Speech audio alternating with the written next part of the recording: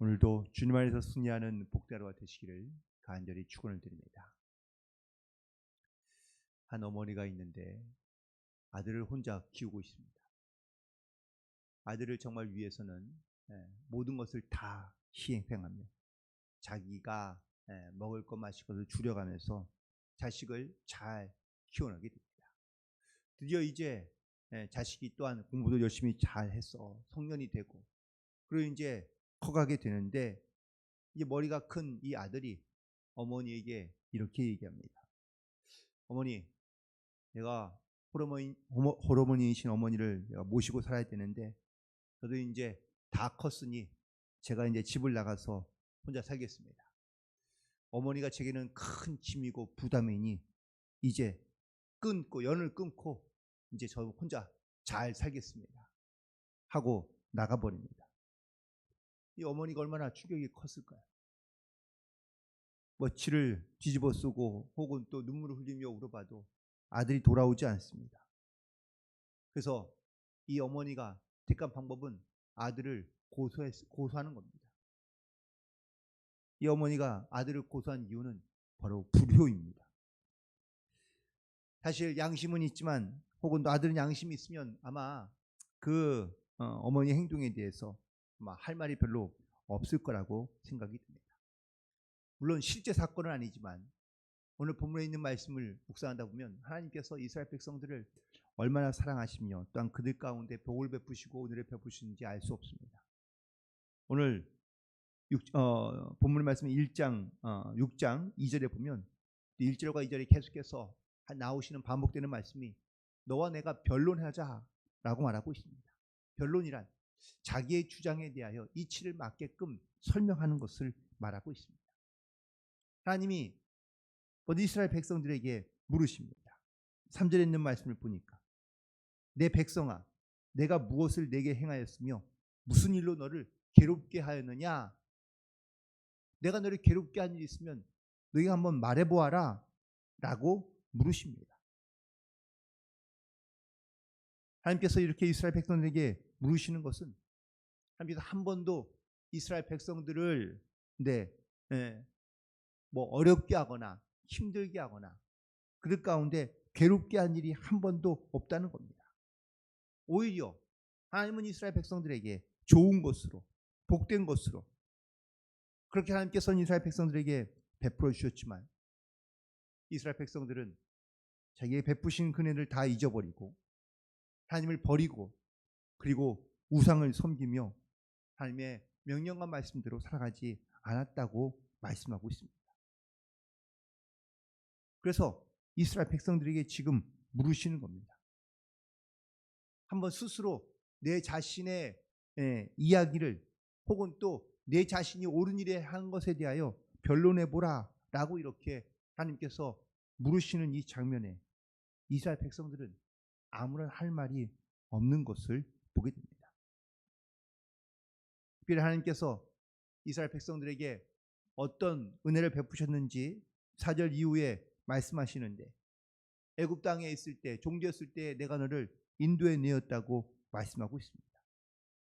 또 5절에서는 시딤에서부터 길갈까지의 일을 기억하라고 말씀하고 있습니다. 애굽에서 나온 일뿐만 아니라 이 광야에서 그 시딤에서부터 길갈까지 그 가나안 여정 가운데 하나님께서 어떻게 역사하셨는지를 또한 어떻게 하나님께서 행하셨는지를 다 잊어버리고 있는 이스라엘 백성들 가운데 그때의 일을 기억하라고 말씀하십니다. 하지만 그 가나안 여정 속에서도 이스라엘 백성들은 광야에 있을 때에도 수시로 우상신을 만들어서 섬기기도 했고 또 끊임없이 하나님의 은혜와 사랑을 받고 있음에도 불구하고 하나님을 대적하며 또는 모세를 대적했던 일들이 종종 있었기 때문입니다. 하나님은 도대체 내가 너희들에게 이렇게 은혜를 베풀고 또한 복을 주며 또한 너희들에게 선한 길로 인도해 주는데 도대체 왜 하나님을 버리며 우상을 섬기는지 왜 이렇게 배은망덕하게 살아가고 있는지 이스라엘 백성들에게 스스로 변론해 보라고 물으시고 있습니다. 오늘 이 하나님의 말씀과 질문이 마치 우리에게 물으시는 질문인 것 같습니다. 우리도 하나님의 은혜와 또한 베푸신 복 가운데 우리가 살아가고 있지만 우리는 여전히 이 하나님을 우리는 잊어버리거나 아니면 여전히 하나님의 말씀 가운데 순종하지 못한 채 우리가 죄악 가운데 살아갈 때가 많이 있기 때문입니다. 하나님은 지금도 여전히 우리 가운데 하나님께서 포기하지 않으시며 또한 버리지 아니하시고 그리고 은혜를 베푸시며 또한 그 은혜 가운데 하나님께서 말씀 가운데 순종하는 삶을 살기를 지금도 하나님께서 원하시고 또한 우리를 부르시며 우리 가운데 또한 함께해 주시는 줄로 믿습니다. 그러므로 우리가 항상 이 주님의 말씀 가운데 우리가 어떻게 주님 앞에 나아가야 될지를 항상 기억하며 또한 생각하며 주님 앞에 부끄럼 없이 나아갈 수 있는 그러한 저와 여러분이 되기를 간절히 소망합니다. 오늘 특별히 6절에 있는 말씀 가운데 이거는 미가의 고민이기도 하지만 하나님께서 또한 우리에게 물으시는 질문이기도 하는데 내가 무엇을 가지고 여호와 앞에 나아갈까? 라고 고민하고 있으며 또한 우리가 하나님께 어떻게 경배할까? 라는 이러한 영적인 질문입니다. 특별히 하나님께서 나에게 베푸신 어떤 은혜와 우리가 축복들을 우리가 깨닫게 된다면 우리가 어떻게 하나님께 나아가야 될지를 우리가 스스로 반드시 고민하며 또한 그런 생각을 가지고 우리가 살아가야 한다는 것을 말하고 있습니다. 오늘 이 미가가 고민하며 또한 하나님 앞에 부르짖고 있는 이 기도의 제목이 바로 저와 여러분의 기도의 제목이 되고 또한 우리의 마음과 중심이 되기를 간절히 소망합니다. 하나님은 과연 무엇을 좋아하실까? 내가 무엇을 가지고 하나님께 나아가면 하나님께서 하나님 기뻐하실까? 라고 묻고 있습니다. 사실 이 질문은 미가가 자기 스스로에게 묻는 질문이지만 이스라엘 백성들에게 묻고 있는 질문이기도 합니다. 그래서 6절에 있는 말씀 가운데 사람이 하나님께 나아가기 전에 내가 무엇을 가지고 나아가야 될지 무엇으로 하나님께 예배드리면 하나님께서 기뻐하실지를 스스로에게 묻고 있으며 또한 이스라엘 백성들에게 선포하고 있습니다. 그런데 여기에서 어떤 번제물을 가지고 가면 하나님께서 기뻐하십니까? 번제물 가운데 가장 좋은 것은 바로 일련된 송아지입니다. 하나님께서 이 일련된 송아지를 가장 좋아하시는 이유는 뭘까요? 그게 어린 송아지 고기가 맛있기 때문입니까? 그렇진 않죠. 가장 깨끗하고 순결하며 그리고 더러움이 없을 때를 의미하고 있는 겁니다. 또 7절에 보니까 천천의 순양도 등장하고 또한 만만의 강물 같은 기름도 등장하고 있습니다. 이 천천의 순양이나 만만의 강물 같은 기름은 이런 많은 양을 의미하고 있는 것이죠. 하나님께서 한 10억 정도 헌금하시면 하나님께서 기뻐하실까요? 10억은 곤사하고 1억도 사실은 우리에게 많은 거지만 하나님께서 우리에게 어떠한 많은 물질을 요구하고 있거나 많은 채무를 하나님께서 요구하고 계신 것이 아니라는 것을 말씀하고 있는 겁니다. 미가가 던지는 이 질문에는 이미 벌써 사실은 답이 나와 있고 혹은 답을 알고 있습니다. 하나님은 어린 송아지의 재물을 기뻐하는 것도 아니고 천천의 순양이나 만만의 기름을 기뻐하는 것도 아니라 하나님께서는 오히려 그 마음과 선한 것을 우리가 하나님께 가지고 갈 때 하나님께서 우리 기뻐하신다고 말씀하고 있습니다. 그 해답이 바로 8절에 있는 말씀이죠. 사람아 주께서 선한 것이 무엇임을 내게 보이셨나니 여호와께서 내게 구하시는 것은 오직 정의를 행하며 인자를 사랑하며 그리고 겸손하게 하나님과 함께하는 것이라고 말씀하고 있습니다. 이것이 바로 하나님께서 우리에게, 이스라엘 백성들에게 바라고 원하시는 유일한 것인 것을 말하고 있습니다. 여기서 정의를 행한다는 것은 바로 하나님의 말씀과 또한 하나님의 명령을 지키는 것을 말하고 있습니다. 또한 인자를 사랑하는 것은 바로 많은 사람들을 하나님을 사랑하듯 사랑하며 섬기며 또한 하나님 앞에 겸손하게 나아가는 것을 하나님께서는 가장 기뻐하시며 우리에게 원하시고 있다는 것을 말씀하고 있습니다. 그러므로 하나님께서는 우리에게 무엇을 원하시는지, 무엇을 기뻐하시는지, 또한 우리를 통해서 하나님께서는 어떻게 하길 원하시는지를 이미 벌써 우리 가운데 말씀해 주시고 알려주셨다는 것을 증거하고 있는 것이죠.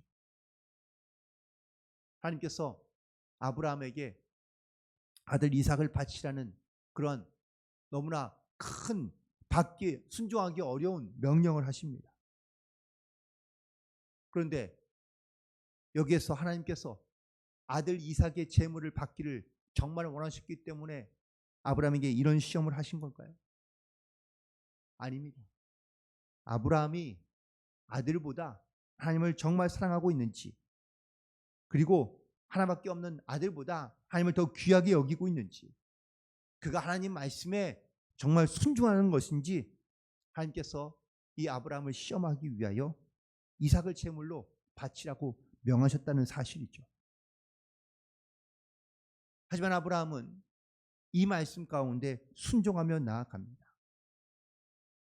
그가 하나님의 말씀대로 행하는 것 또한 그 하나님을 정말 인정하고 시인하는 온전한 믿음을 하나님께서 확인하시고 난 다음에 그제서야 하나님께서 아브라함에게 내가 나를 사랑하는 줄 이제 확실하게 알았다고 말씀하고 있습니다.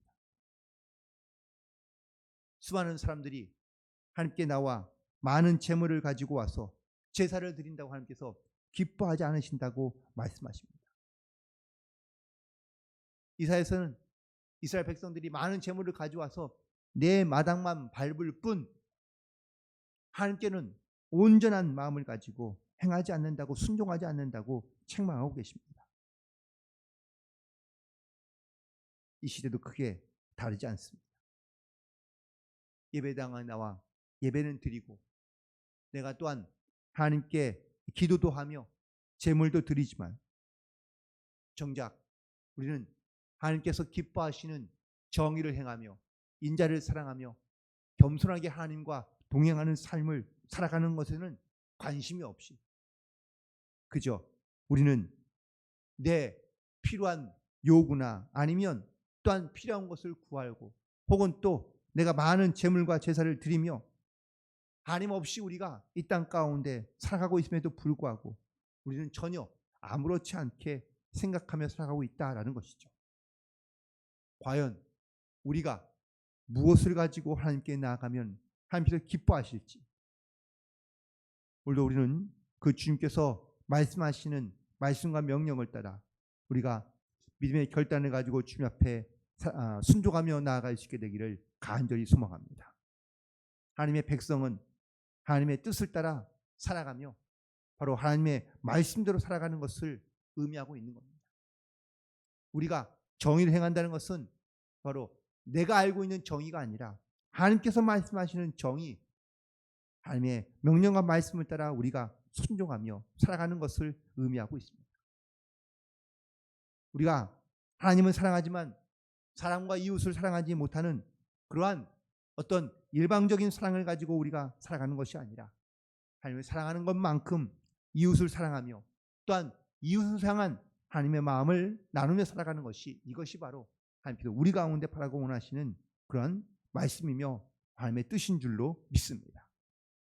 그리고 겸손하게 하나님을 의지하며 또한 하나님과 동행하는 삶을 살아가는 것, 이것이 바로 하나님께서 기뻐하시는 예배이며 기뻐하시는 제사인 것을 우리에게 말씀하고 있습니다.